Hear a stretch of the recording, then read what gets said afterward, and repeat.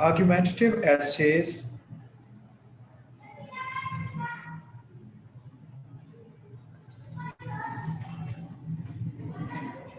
Argumentative ऐसे या persuasive ऐसे, ये दोनों एक ही चीज के दो नाम हैं।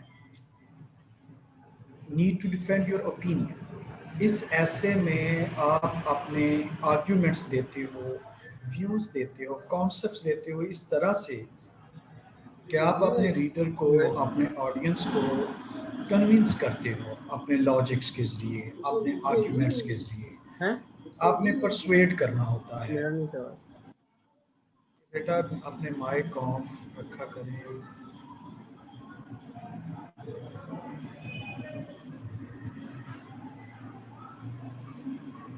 What makes a good argumentative essay? ये हम पढ़ चुके हैं इसको।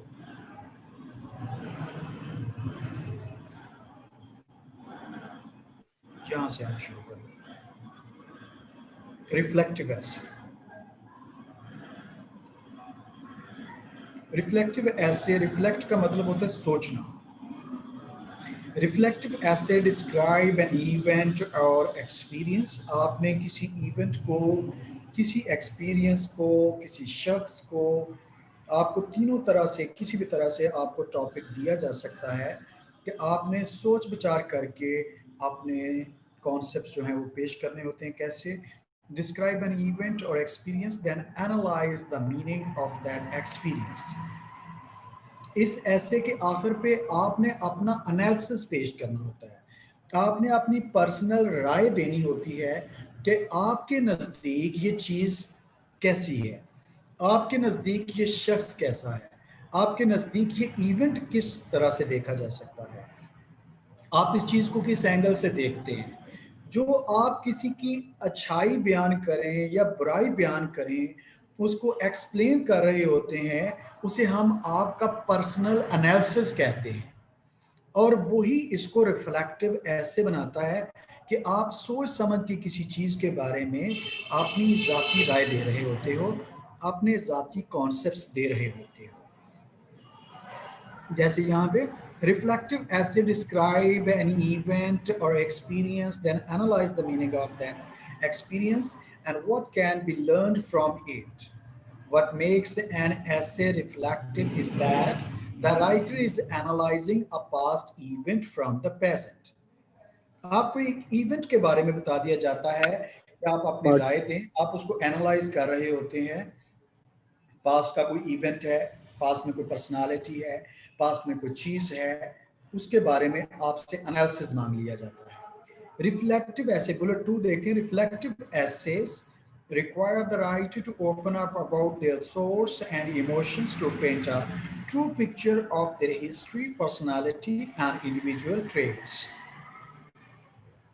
आप किसी इवेंट के बारे में, किसी शख्स की जो है उसके ख्वाहिश के बारे में, किसी चीज़ के बारे में, किसी भी तरह से आपको एक टॉपिक दे दिया जाता है। They should include a vivid summary. जब आप रिफ्लेक्टिव ऐसे शुरू करते हैं तो आपने एक विविड, वाज़े तौर पे छोटा सा इवेंट बना के, समरी बना के आपने पहले पेश करनी होती है। ये इवेंट है या ये शख्स है या ये चीज़ है, इसके बारे में मेरे व्यूज़ पॉजिटिव हैं या नेगेटिव हैं या न्यूट्रल हैं। उनको बताने के बाद फिर आपने रीजंस एक्सप्लेन करनी होती हैं, अपना एनालिसिस देना होता है कि why is it so. Reflective essay require the writer to open up about the thoughts, personality, individual. They should include a vivid summary and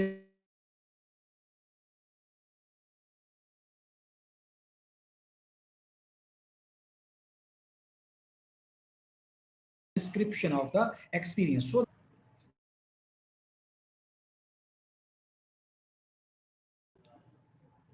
they should also feelings and reactions.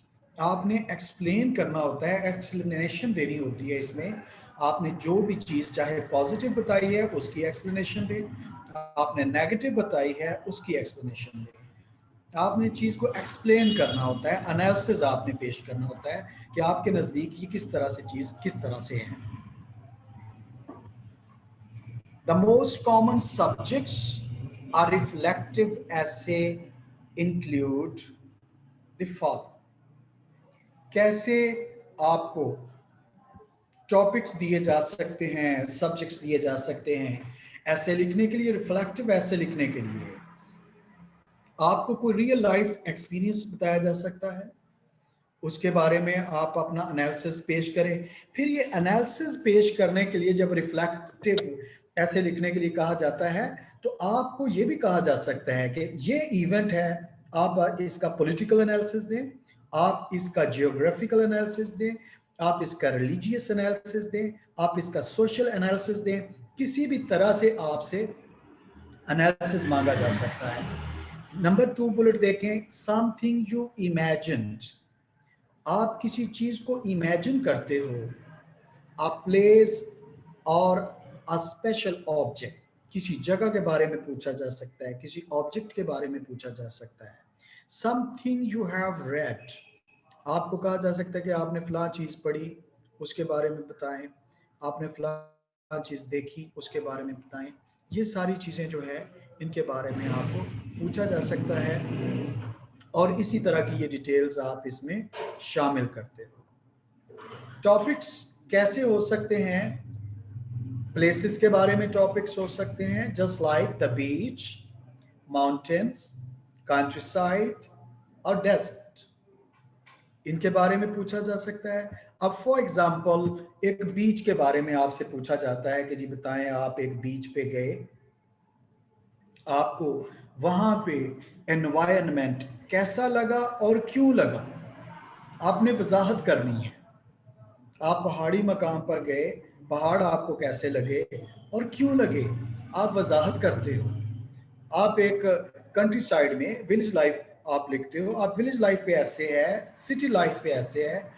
जब आप उसके बता रहे होते हो यूजेस एंड अब्यूजेस, उसके फायदे और नुकसान, तो that is reflected, that is your own analysis. या आपका पर्सनल एनालिसिस होता है, आपकी पर्सनल राय होती है जो इसको रिफ्लेक्टिव ऐसे बनाती है।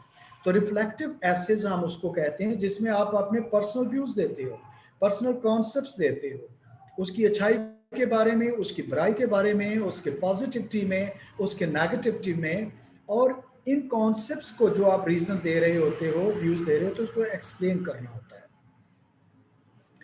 सेकंड बुलेट, अ स्पेशल हाइडवे और स्पेशल रूम, आप किसी रूम के बारे में बताते हो, कोई ख़ास रूम है, कोई ख़ास छुपने की जगह है, या एग्जाम्पल है आप किसी जगह पे गए, you was you were a visitor, आप कहीं पर एक गेस्ट के तौर पे, विजिटर के तौर पे आप रहे किसी शहर में, you visited some city, some village, some relative। आप किसी शहर में जाते हो, किसी गांव में जाते हो, आपसे पूछा जाता है जी रिफ्लेक्ट करें, सोचें, हमें बताएं कि वहाँ का एनवायरनमेंट आपको कैसा लगा, क्यों लगा। आप बताना शुरू कर देते हो जी, एनालिसिस देना शुरू कर देते हो जी, सिटी लाइफ अच्छी है विलेज लाइफ से, क्यों? सिटी में स्कूल्स हैं, कॉलेजेस हैं, हॉस्पिटल्स हैं, पार्क्स हैं, सिनेमाज हैं, शॉपिंग मॉल्स हैं, देहात में ये नहीं है। तो जब आपने ये वजह बताई, अपना एनालिसिस बताया, तो ऐसे है जैसे कि आपने उसको देखा हुआ है, आप उसके बारे में अच्छी तरह पढ़ चुके हैं, जान चुके हैं, और आप अपना एनालिसिस जो है वो देते हैं, आप वजाहत करते हैं, एक्सप्लेन करते हैं क्यों शहर अच्छा है, आपने वो सारी चीज़ें बताई। इसी के अगेंस्ट आप कह देते हो जी शहर की ज़िंदगी के नुकसानात भी हैं। नुकसानात क्या हैं, आप बताना शुरू कर देते हो कि शहर में बहुत ज़्यादा रश है, शहर में बहुत ज़्यादा पोल्यूशन है, all kinds of pollutions are found in the cities. शहर में अच्छे हॉस्पिटल्स, अच्छा एनवायरनमेंट नहीं है, शहर में गंदगी बहुत है, फ्रेश एयर नहीं है। तो ये सारे का सारा आपका पर्सनल एनालिसिस है। तो ये जगह जो है, किसी भी जगह के बारे में जब आप लिखते हो, प्लेसेस के बारे में, तो ये आप वहां पर जो चीजें मौजूद हैं वो आप जब बताते हो कि ये चीजें इसे अच्छा बनाती हैं।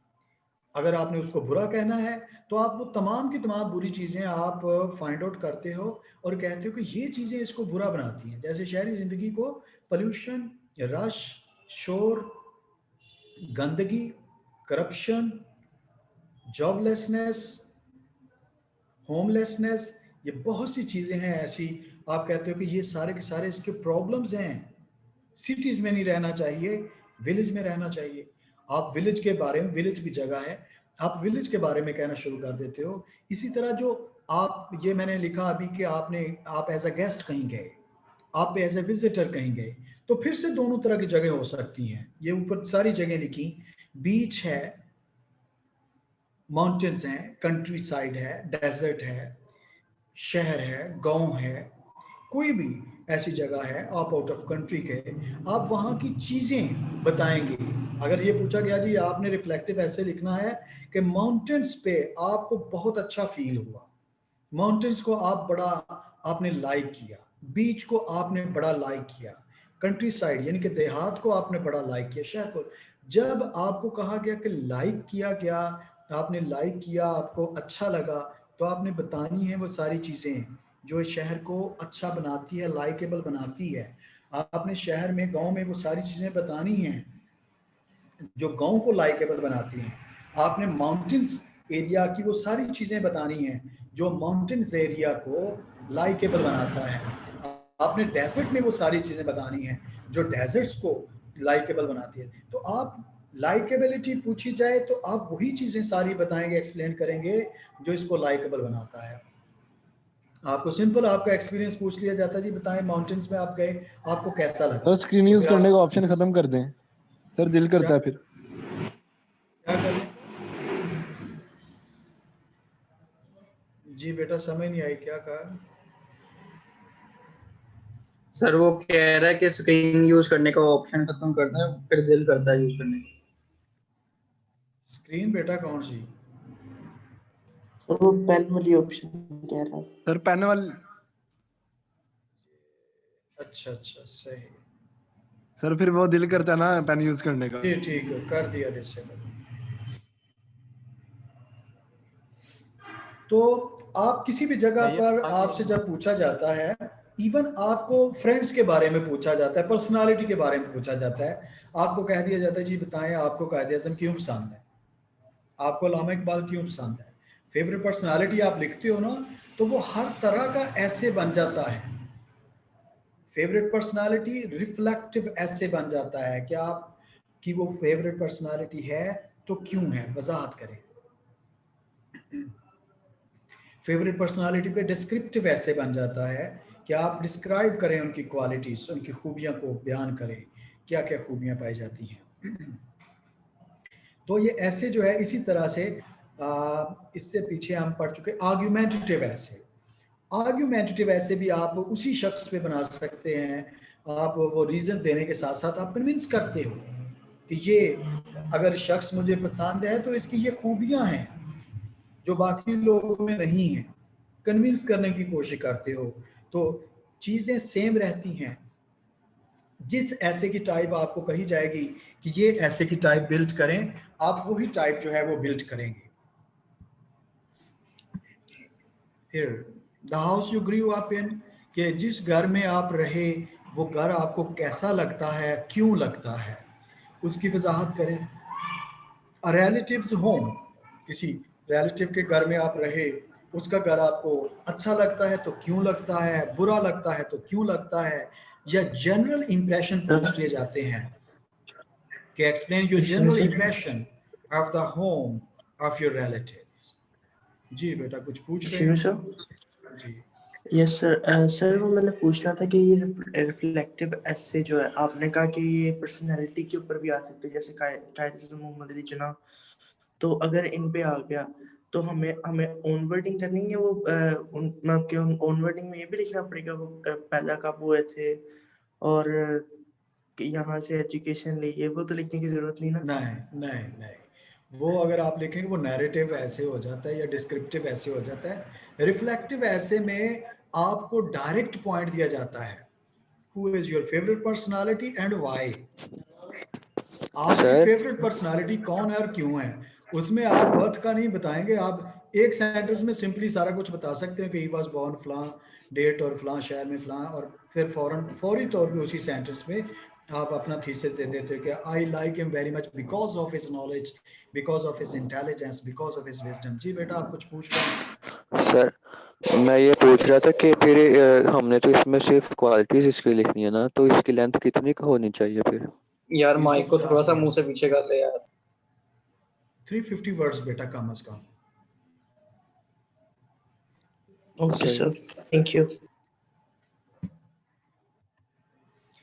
अब इवेंट्स के बारे में रिफ्लेक्टिव ऐसे आ जाता है। रिफ्लेक्टिव ऐसे इवेंट पे आए, किसी चीज पे आए, किसी पर्सनालिटी पे आए, किसी जगह पे आए, आपने एक्सप्लेन करना है। अच्छा क्यों था एक्सप्लेन करें, बुरा क्यों था एक्सप्लेन करें, आपका तासुर क्या है उस जगह के बारे में एक्सप्लेन करें। आपने रीजंस बताने हैं, आपने सोच सोच के बताना है कि ये चीज इस तरह से थी, इसकी वजह ये थी। जैसे ये इवेंट्स हैं, पहला बुलेट देखें, फेलिंग और सक्सीडिंग एट समथिंग। आप कोई काम करने में नाकाम हुए या कामयाब हुए, रीजंस बताएं। जैसे why did you get low marks in this subject और इन दैट सब्जेक्ट, रीजंस बताएं। How did you get the first position in the class, reasons बताएं। आपका तासुर क्या है अपनी क्लास के बारे में, अपने क्लास फेलोज के बारे में, इन इनके बारे में आपके जनरल इंप्रेशंस क्या हैं और क्यों हैं। ये सिर्फ क्या नहीं आप बता सकते, सिर्फ क्या हो तो हम उसे एक्सपोजिटरी ऐसे कहते हैं। वजाहत जहां सिर्फ की जाती है, जहां साथ में रीजंस बताई जाए उसे हम रिफ्लेक्टिव कहते हैं। आर्ग्यूमेंटेटिव बन जाता है जब आप कन्विंस करने की कोशिश करते हैं। Bullet two, a time you learn something new, कोई चीज नई सीखी आपने, किस तरह से सीखी, क्यों सीखी, कोई एक्सपीरियंस, हर चीज के बारे में। कोई इंपॉर्टेंट मेमोरी है, कोई यादगार सफर है, कोई यादगार शख्स है, कोई यादगार जगह है, कोई यादगार इवेंट है। तो आपने बताना है कि कैसे वो यादगार रही, वो जगह क्यों यादगार है, वो शख्स क्यों यादगार है, वो प्लेस क्यों यादगार है, वो शख्स क्यों यादगार है। इसी तरह ये लास्ट वाला इसका बुलेट, अ सिग्निफिकेंट कॉन्वर्सेशन, किसी कोई अहम गुफ्तगू। आप मजमून सीख रहे हो, अब बाद में आपको इसकी समझ नहीं आती, आप किसी क्लास फेलो से बात करते हो, वो सारे के सारे आपके कॉन्सेप्ट्स क्लियर कर देता है। तो आप कहते हो कि जी फलां बंदे के साथ मेरी कॉन्वर्सेशन बहुत अच्छी रही, मैंने बहुत कुछ सीखा उससे। क्या कुछ सीखा वो भी बताएं, कैसे सीखा वो भी बताएं, और शुरू में आपने बता दिया कि ये क्यों इंपॉर्टेंट थी। फलां दोस्त के साथ मेरी गुफ्तगू इंपॉर्टेंट थी, क्यों, उस क्यों के जवाब में आपने सारी वजाहत की। कैसे इंपॉर्टेंट थी उसकी वजाहत में आपने सारी बहस की, सारी आपने सारा मजमून लिखा, सारी एक्सप्लेनेशन की। सर हमने कोई कौन सी ऐसी चीज लिखनी है जो उस हमारे मजमून को कहानी से डिफरेंट करेगी, ये ना हो कि हम लिखें अपने से तो वो मजमून भी हमारा कहानी की तरह लग रहा हो। सो क्या बेटा उसमें अच्छी आप, चेंजेस कर जी सकते जी जी जी बेटा, इसमें ये है कि अगर आपने जो है वो सिर्फ इवेंट बताते गए, मसलन कायद अज़म 25 दिसंबर 1876 को पैदा हुए, वो तलीम हासिल उन्होंने सिंध मदरसा इस्लाम से हासिल की, फिर वो लंदन गए, फिर वहाँ से वो बैरिस्टर बन के आए, फिर उन्होंने पाकिस्तान के लिए काबिश की। ये सारी चीज़ें जब इसी तरह एक कहानी की शक्ल में आप बता दी, आपने सारी को नैरेटिव बन जाता है। आपका रिफ्लेक्टिव ऐसे बनेगा, आपने कहा कि मुझे कायद अज़म पसंद है, फेवरेट पर्सनालिटी आ जाती है। फिर आप कायद अज़म पे जब लिखते हो तो आप कहते हो आई लाइक कायद आज़म, आपकी बात ही इसी से शुरू होती है। आप फिर ये नहीं कहते कि कायद आज़म पैदा कहाँ हुए, तलीम कहाँ से हासिल की, कहाँ गए कहाँ नहीं गए। फिर आप वजाहत में जाते हो, रीजंस बताते हो, आप आपको कायदे आज़म क्यों पसंद है, आपको अल्लामा इकबाल क्यों पसंद है, फिर रिफ्लेक्टिव ऐसे बनेगा।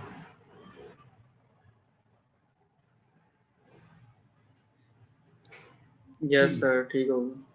ये बेटा आप टॉपिक्स ऐसे जो कि रेकरिंग, बार बार जहन में आने वाले ख्यालात, जैसे आ ड्रीम और डे ड्रीम, एक ख्वाब, या डे ड्रीम होता है जो जागते जागते खुली आंखों से बाज़ औक़ात आप सोच रहे होते हो, ख्यालात में बड़ी गहरी सोच में पड़े होते हो, बार बार कोई सोच जहन में आती है। A conversation, second bullet, a conversation you wish you had or something, आप चाहते हो कि आप एक ख़ास शख्स होते, ख़ास जगह पे होते, आपके पास ख़ास चीज़ होती। ये बार बार आपके जहन में जब आता है तो आप वजाहत करते हो फिर कि मेरा जी चाहता है कि मैं कायदे आज़म जैसा होता, मैं अल्लामा इकबाल जैसा होता, मैं जो है कंपेरियन ऑफ द होली प्रॉफिट जैसा होता, मैं फलां सेंट्स जैसा होता, मैं अपने माँ बाप जैसा होता। तो फिर आप बताते हो क्यों ऐसा होता। वहाँ पे आप कहते हो कि I wish to be something, कि मैं चाहता कि मैं फलां होता। ये जब आप क्यों का जवाब देते हो तो ये आपका रिफ्लेक्टिव ऐसे बन जाता है, वजाहत करते जाते हो। नंबर 4 वाला देखें, a story you have told about yourself, आपने अपने बारे में जो कहानी सुनाई उसकी वजाहत करें। एन एम्बैरेसिंग मोमेंट, कोई ऐसा लम्हा आ जाता है कि जो आपको, जिससे आपको बड़ी शर्म आती है। The person you would like to be, ये बार बार ये मैं बता चुका अभी। स्ट्रॉन्ग इमोशन, कोई जज्बा आपके जहन में तारी रहता है कि आप क्या बनना चाहते हो। स्ट्रॉन्ग इमोशन, स्ट्रॉन्ग इमोशन ऐसा जज्बा जो आप चाहते हो कि आप वो काम करते, वो काम करें, उसकी वजाहत करें। जैसे मेरा जज्बा है कि मैं लोगों के लिए तालीम आम करूं, मेरा जज्बा है कि मैं लोगों को बहुत ज़्यादा पढ़ाऊं। उसके लिए क्यों आप ऐसा करना चाहते हैं? क्योंकि तालीम से ही रोशनी है, तालीम से ही आगाही है। मैं चाहता हूं कि पाकिस्तान के लोग ज़्यादा से ज़्यादा पढ़ें ताकि लोगों में शऊर आए। मैं चाहता हूं कि सियासतदान जो हैं वो एमफिल पीएचडी हों ताकि वो कुछ काम सोच के करें, एक्सक्यूज मी, ना कि सारे काम जुनून से करें। स्टूडेंट्स इनको एडमिट करते हैं काइंडली। जी एडमिट मैं कर रहा हूँ साथ साथ, जिसकी रिक्वेस्ट आती है सामने मैं कर देता हूँ। A story you have told about yours, तो स्ट्रॉन्ग इमोशन इसी तरह जज्बा हुब्बुल वतनी, मुहिब्बुल वतन बनना चाहता हूँ। क्यों इस वतन से, वो आ जाता है वाई लव पाकिस्तान, ये आपका रिफ्लेक्टिव ऐसे है। वाई आई लव पाकिस्तान, ये आपने इंटर लेवल पे पढ़ा, लेकिन उस लेवल पे सिर्फ ये कर दिया गया कि ऐसे बता दिया कि ये ऐसे हैं, रट्टा लगाओ इम्तिहान पास करो। यहाँ पर आपको वही सारी चीजें जो Sir, है a डिफाइन story you करनी। have told about yourself. A story you have told about yourself. ये जो कोई भी अपनी आप, पूरी जिंदगी की स्टोरी के कोई एक इवेंट की स्टोरी। जी मेरा बेटा, आप कोई भी स्टोरी अपने बारे में, कोई कुछ भी आप अपने आप के बारे में, लेकिन इसका मतलब ये नहीं कि आप बचपन से लेकर डेथ तक अपने बारे में सारा बता दें। इसका मतलब सर वो सिर्फ तो आई ये नहीं है होगी। कि आपने वजाहत करनी है कि आपने अपने बारे में जो कुछ बताया था क्यों बताया था, ये वजाहत करनी है, ये सर पहले वजाहत नहीं बताएंगे करनी। तो फिर बताएंगे ना क्यों बताया। आप पहले आप 2 सफ़ों पे अपनी स्टोरी लिख देंगे तो वो गलत ऐसे हो जाता है। आप डायरेक्ट जो है वो चलिए बताएंगे। इंट्रोडक्शन का जी पहला पैराग्राफ, अब छोटा सा पैराग्राफ लिखेंगे जिसमें आप बताएंगे ये स्टोरी है मेरे बारे में। अच्छा जी। फिर उसके बाद उसके बाद यानी आप पहले क्यों बताएंगे। हुई, पैराग्राफ में क्या हुआ। इंट्रोडक्शन देंगे सिर्फ। जी पहले पैराग्राफ में आपने जो कुछ बताना है, जो स्टोरी बतानी है अपने बारे में या किसी भी जो चीज़ के मसला है बारे वो में, बता देना। वो बता देना है। फिर आपने उसकी वजाहत में सारी रीजंस 1 बाय 1 लेके चलनी है। पहले पैराग्राफ में जब बॉडी पे आएंगे इंट्रोडक्शन के बाद, पहले पैराग्राफ में पहली रीजन, दूसरे में दूसरी रीजन, तीसरे में तीसरी रीजन, 3-4 रीजंस बताएं, पैराग्राफ पूरे हो जाते हैं। कोई 8-10 रीजंस बताने की जरूरत नहीं है, 3-4 रीजंस काफी हैं।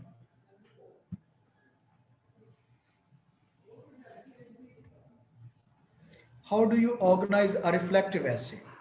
आप रिफ्लेक्टिव ऐसे को ऑर्गेनाइज कैसे करते हो? The organization of a reflective essay is very similar to other type of essay. जैसे बाकी एसेस हम ऑर्गेनाइज करते हैं वैसे ये है, इंट्रोडक्शन है, मेन बॉडी है, कंक्लूजन है, उसी तरह की आप इसकी आउटलाइन बनाते हो। पहला पैराग्राफ जो आप अभी अभी पूछ रहे थे, पहला पैराग्राफ कैसा होना चाहिए? Your first paragraph should be an introduction in which you identify the subject and give the reader a general overview. पहले पैराग्राफ में आप जनरल सी कहानी बता देते हो।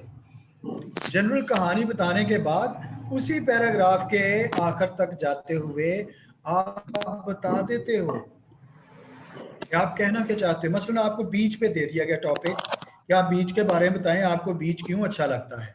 तो ये थीसिस स्टेटमेंट नीचे लिखें, ये रेड कलर में कर देता हूँ। ये थीसिस स्टेटमेंट आप दिखें कि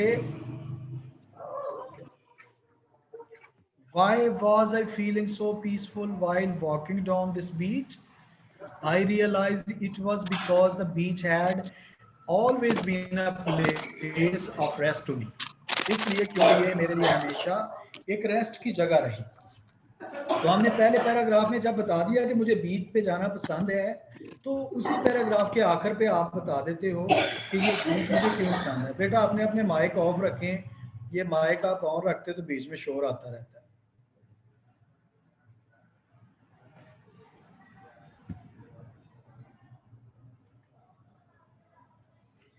कैसे पैराग्राफ हम इसके डिजाइन करेंगे?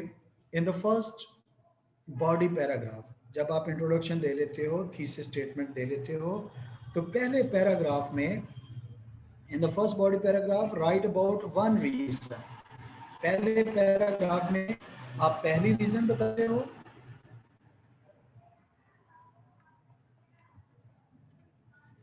सेकंड पैराग्राफ में आप सेकंड रीजन बताते हो, थर्ड पैराग्राफ में आप थर्ड रीजन बताते हो। आप 3-4 रीजंस जो हैं वो बताएं क्यों आपको बीच पसंद है, और उसके बाद आप जो है नेक्स्ट इसके कंक्लूजन पे आप चले जाते हैं। सर इसके थीसिस में तो हमने ये लिखा ना, एक रीजन जो हमें रेस्ट देती है, बीच पे हम जाके रेस्ट महसूस करते हैं या पीसफुल होती है, तो एक तो रीजन ये होगा। नहीं बाकी बेटा, इसकी ये रीजन एक नहीं, आधी- ये सुन ले। आपने थीसिस स्टेटमेंट ये होता है कि जिसके गिर्द आपका पूरा ऐसे रिवॉल्व करेगा। आपने एक स्टेटमेंट दिया है कि ये जगह मुझे रेस्ट वाली लगती है, पुरसकून लगती है। क्यों पुरसकून लगती है उसके बारे में रीजन देनी है।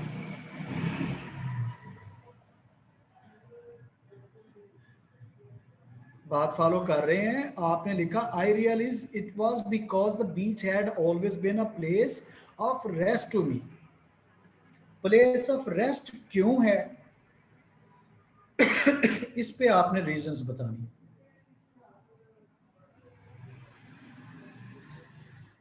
सर जैसे फ्रेश एयर, जी जी, काम फ्रेश एटमॉस्फेयर, काम एटमॉस्फेयर है, फ्रेश एयर है, और ब्यूटीफुल सीनरी, सीनरी कह लो। तो 3-4 रीजंस काफ़ी हैं, इसलिए इस जगह पुरस्कून है। आपको तो इतना लंबा ऐसे लिखने के लिए देते ही नहीं हैं, छोटे छोटे ऐसेस होते हैं 300 350 लफ्ज़, और वो बड़ी इजीली हो जाते हैं। जब आप 3-4 रीजंस एक्सप्लेन करते हो ना, बड़ी जल्दी जो है पेजेस भर रहे होते हैं। लेकिन याद रखना, सिर्फ पेजेस भर के मत समझना ऐसे कंप्लीट हो गया है। ऐसे का जो आपने एक आउटलाइन बनाई हुई है कि पहले इंट्रोडक्शन है, उसके बाद आपने 3-4 रीजंस बताए, उसके बाद कंक्लूजन जरूर बताना है, एनालिसिस जरूर देना है। सर कंक्लूजन जरा बता दे थोड़ा, खत्म क्या हो गए। था मैं भूल गया हूँ। जी ये मेरा बेटा आ गया, कंक्लूजन पे आ गए। Recap your thesis statement and the reasons you provided in the body of your essay. Sum up your article. आपने उन तमाम reasons को जो इंट्रोडक्शन दिया उसको सम अप करना है, समराइज करना है। चंद एक अल्फाज में आपने एक फैसला दे देना है कि मैंने ये सारी रीजंस बताई, ये टॉपिक इंट्रोड्यूस करवाया, ये सारी रीजंस बताने के बाद मैं इस कंक्लूजन पे पहुंचा हूं कि वाकई बीच जो है वो बहुत अच्छी जगह है। अपने दोस्त को आप कहते हो कि जी मैं आपको ये तस्वीर भेज रहा हूँ, जो तस्वीरें मैंने यहाँ पे ली थी, यहाँ एटमॉस्फेयर बड़ा पुरस्कून था, फ्रेश एयर थी। आप अब एक एक सेंटेंस में आते गए, वहां पे आपने फ्रेश एयर कहा तो पूरा पैराग्राफ लिखा, यहाँ पे आपने एक सेंटेंस लिखा, because it has fresh air, calm atmosphere, beautiful scenery. So I would like that we would go also for a tour to this beach again in future with you. कि हम मिलके फिर से कभी यहाँ पे जाएंगे। ये आपका कंक्लूजन है, इसमें आपने अपना एनालिसिस दे दिया कि ये जगह बड़ी अच्छी है। इमेजिनेटिव ऐसे, इमेजिनेशन से ताल्लुक रखता है, तखय्युल से ताल्लुक रखता है। आपने सोचना है, आपने सोच के बताना है। आपको एक टॉपिक दे दिया जाता है, an imaginative essay is an essay which tends to discuss anything from space travel to fancy land. तखय्युल जो है इसकी उड़ान आसमानों तक, गैर हकीकी दुनिया तक, तखय्युलाती दुनिया तक, हर जगह पहुंच जाती है। आप कुछ भी इमेजिन कर सकते हो। आपको कहा जाता है you are a king of this country, you are a prime minister of this country, you are the principal of this college, you are honor of this college, कुछ भी कहा जाता है। फिर आपके फीलिंग्स क्या होते, आप इसको कैसा रन करते, आपकी प्लानिंग क्या होती, तो वहां पर आप अपने इमेजिनेशन को